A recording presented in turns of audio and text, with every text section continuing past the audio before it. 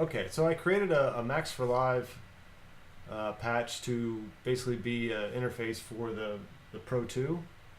So it'll save the patches in Ableton, so then you can recall them later. It also writes every time it loads to bank 0, user 1, bank 0, patch 0, and it'll write Ableton patch on the Pro 2 itself, so you know that it's synced with Ableton. So if you have a project that has the Pro 2 in it, that way you can remember, or it'll remember what the patch is and the last settings that you had on the synthesizer itself. So I got the MIDI track and an audio track, and I set on the Pro 2 latch and hold, bring up the basic program, and that's the sound you get. So I created the patch to start that it'll make that same sound when it loads. So it'll take a little bit to load depending on your machine. My laptop's a little older, so there's a lot of controls in it. It takes a little bit to load. But once it loads,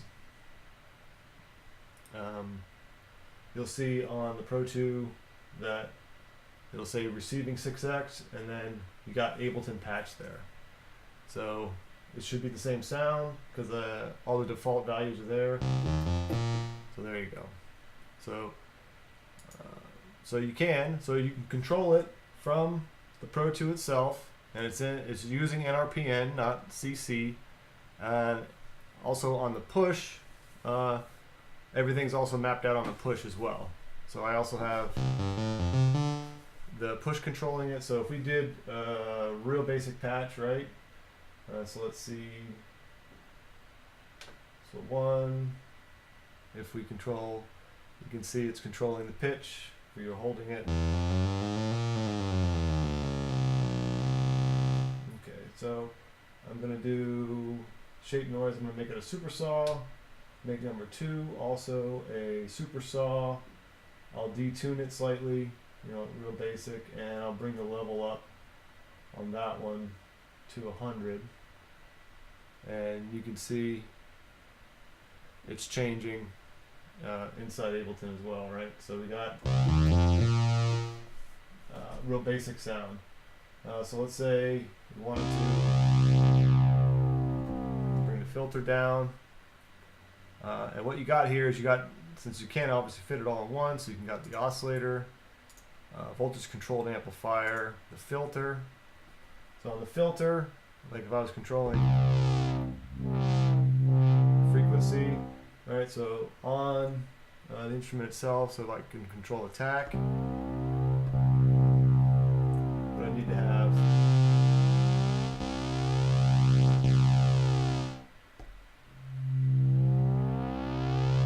So we'll bring that up. We'll set the envelope to basically nothing, but you're going to have attack, decay, sustain, release, and the same thing works for all envelopes.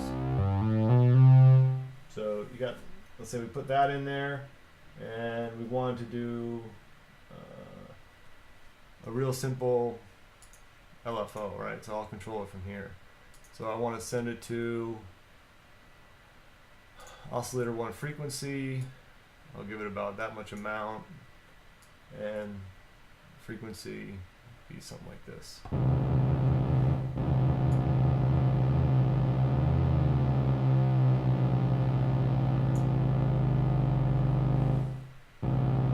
So if we were on the Pro 2,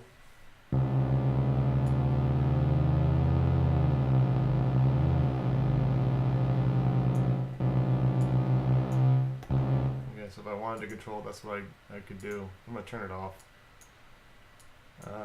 The delays, you can control all the delays, etc. Right, everything can be controlled. Modulation. So on the Pro 2, I'm going to have slider 1 position, control, frequency 1 cutoff, 127. So that all works.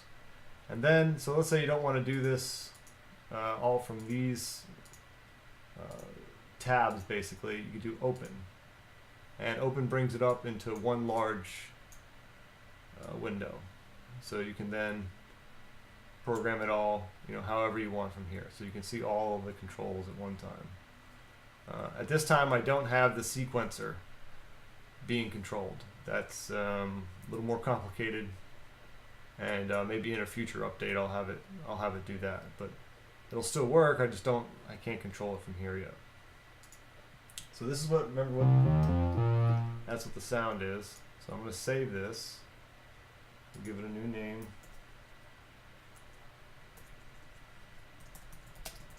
Supersaw, right?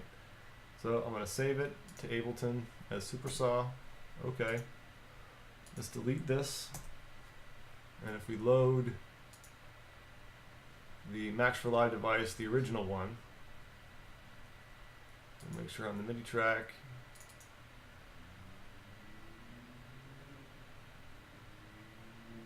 It'll take a second to load again.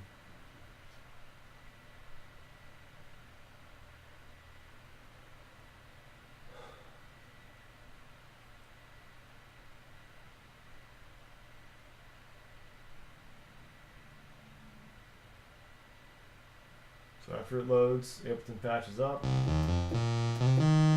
and it's that sound, the default init sound. So if I wanted to change it, I want Supersaw now. It sent all the data, and now you have that sound that you had before. So if you were changing projects and you wanted to keep the hardware in the loop, this will save it for you. So I hope you enjoy it, and I hope maybe it'll help you out. Thank you.